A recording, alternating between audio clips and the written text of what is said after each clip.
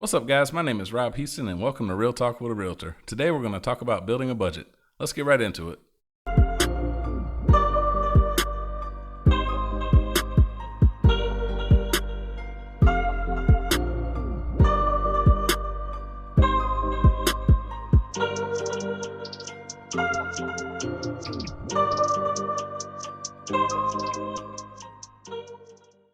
All right, guys, I'm going to preface this conversation by letting you know I'm not a tax advisor or a financial advisor or anything like that. I'm just a realtor. This is just the way I was taught to build a budget, and it's just how I do it. I'm sure there's other ways to do it, but this is just how I do it, okay? So first, you want to ask yourself, why do you need a budget? Why do you need a budget? That's something that you can ground yourself in whenever you come to that cash register and you see that impulse buy. Do I really want to buy this, or do I want to stick to my budget? Well, I want to get a house. I want to get a car. I'm trying to save for retirement. I want to save up money so I can buy an engagement ring for that special somebody. Whatever your big why is, you want to have that in the back of your mind so you can ground yourself in it and you can actually stick to your budget once you've established it. What tools do you need? Well, I'm going to do it with a pen and a paper. So really all you need is a pen, a paper, and a calculator. But there's also, I'm going to have an Excel spreadsheet that I basically, that makes the calculations for you, attached below. It's essentially the same process. You're just putting the numbers in the spreadsheet instead of writing them out on a piece of paper. And then there's also apps out there that you can download. I'm not endorsing any of them. I don't use them, so I don't know anything about them. But I know there's apps out there that you can download. There's bankers and financial advisors that you can hire. So those are the different kinds of tools that you have. But you want to write out your budget so that you know how much disposable income you have. Disposable income is how much money you have left over after you pay all your bills. So if you don't have any disposable income, or you're paying more than you're actually bringing in, then you're in a deficit.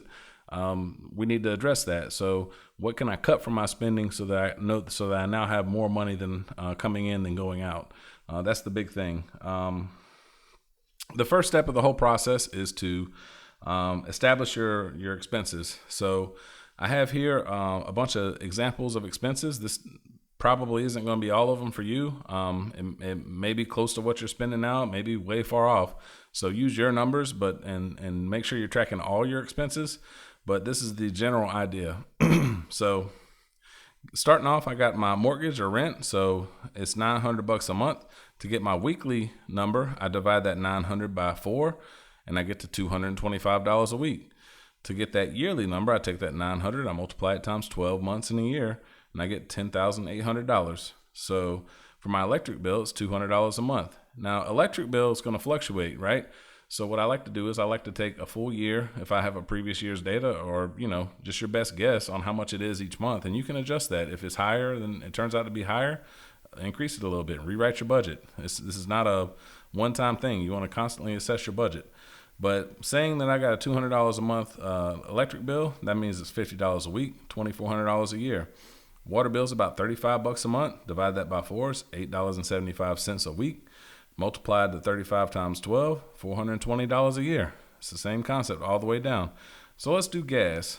$40 a week is what I'm saying I spend on gas. Multiply that times 4, and I get $160 a month. Multiply that times 12, and I get $1,920 a year. All right. Now, I've got my internet bill. It's $90 a month. Multiply that times 12, and I get $1,080 a year. Divide that by 4, and I get $22.50 a week. So essentially, regardless if it's monthly, weekly, yearly, however your bill is paid out, you want to figure out the weekly, monthly, yearly so that you can get the totals.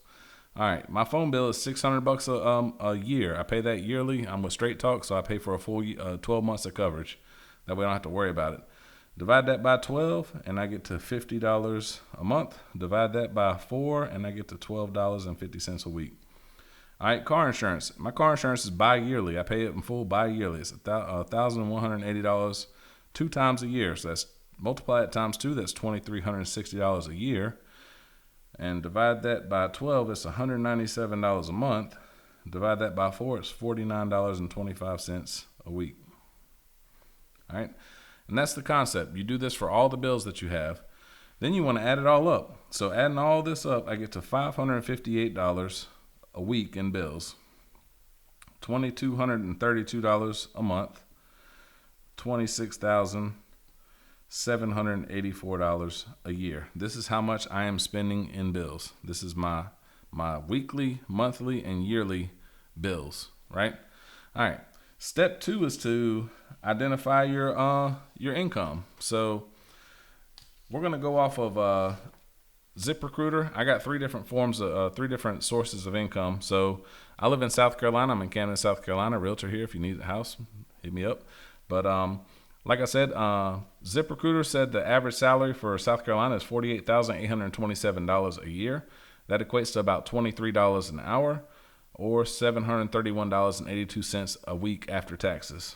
Unbiased.com says the average salary is $54,097. Sorry, or that equates to about $30 an hour.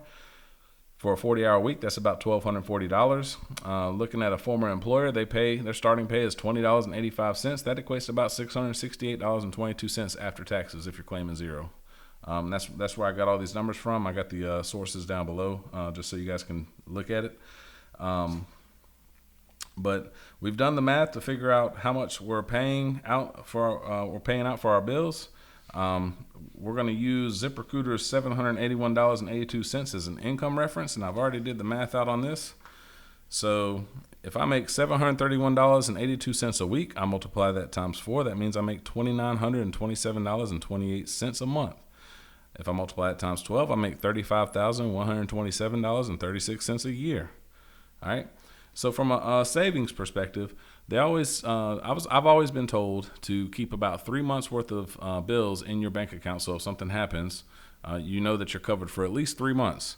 So if I take that total monthly bill there, that $2,927.28 a month, a bunch of 20s in there. If I take that total, multiply it times 3, if I have $8,781.84 in the bank, that means I've got at least 3 months worth of bills saved in my bank. So I have nothing to worry about for the next 3 months.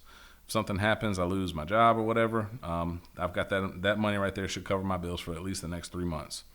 All right, guys, I'm not planning on doing this often, but I did make a mistake here, so I want to correct it. The goal is to take and save 3 times your monthly bills, and I actually did 3 times the monthly income in this example. So the monthly bills amount was $2,232, so I would want to save $6,696 and have that in my bank account to make sure I have enough money to cover 3 months worth of bills. So I apologize for that mistake. Like I said, I'm typically not going to stop and correct mistakes like this. This is intended to be a podcast, but in this video, I'm actually trying to help people, show you how to build a budget. So I wanted to make sure I stopped and corrected that right there, but we'll get right back into it. All right, now let's look at disposable income. So for bills, we're paying we're paying out $558 a week, or that's $2,232 a month, or $26,000 a year. So if I am bringing in $731 a week, and I'm paying out $558, I can just subtract the 2. That means I'm getting $173.82 a week in disposable income. This is my total weekly income, $731.82, minus the $558 a week I'm spending on bills. I have $173.82 extra dollars a week coming in that I'm not spending. Does that make sense? So this right here is what I'm going to use to save up for my savings goal, or what I'm going to put back for the down payment on the house, or that's the amount of money weekly that I'm getting extra after I pay my bills. It equates to about $695.28 a month, or $8,343.36 a year. So that's the simple math of it. So just a quick recap, you're going to write out all your bills. You're going to find the weekly, monthly, yearly totals for those bills. You're going to get the totals all captured and figure out exactly how much you're paying for all your different bills. You want to look at your monthly bill amount, multiply that times 3. That's how much money you want to put in your savings, or at least carry that amount in your checking account so you can cover your bills for the next 3 months. Then you're going to look at your income versus your bills. You're going to subtract the 2 and know that that's my disposable income amount. That's how much money I have to spend, how much money I have to save. That's my extra amount. Now, if you've got credit card debt, what people like to do, they call it snowballing. You look at your highest interest rate credit card, and once you figured out your disposable income, you're going to apply all of that disposable income towards your highest interest rate credit card until you pay that off. You put that extra amount towards that credit card till you pay it to zero. And then you can reevaluate your budget, because that credit card bill should be built into your budget as well. Reevaluate your budget when that credit card bill comes off, and you can start to increase your disposable income. Once you have no more credit card debt or anything like that, start applying that disposable income towards your mortgage. Start applying it towards your car. That's how you get debt free. You pay your bills off, you track your money. Now, let's talk about tracking real quick too. Just on a final note, how do you hold yourself accountable to your budget? Well, here's how I like to do it. I like to keep a little notebook in my pocket, and anytime I spend money, I write it down. That holds me accountable, and at the end of the day, I can look at this little notebook that says, hey, you spent $5 at Wendy's getting chicken nuggets or whatever it is, and say, okay, I shouldn't have spent that. Now I'm over my budget, so I got to be a little bit tighter on my money tomorrow and the next day, and it helps hold you accountable. I hope this was helpful to you guys. The podcast is going to be more conversational in the future.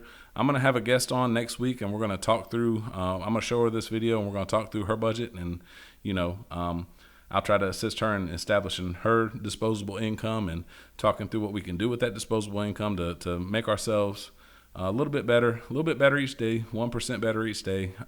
We should have a better life in the whole. But I hope you guys have a good day. I hope this was helpful. And if you have any questions, leave them down below and I'll try my best to answer them. But that's all I got. Have a good day.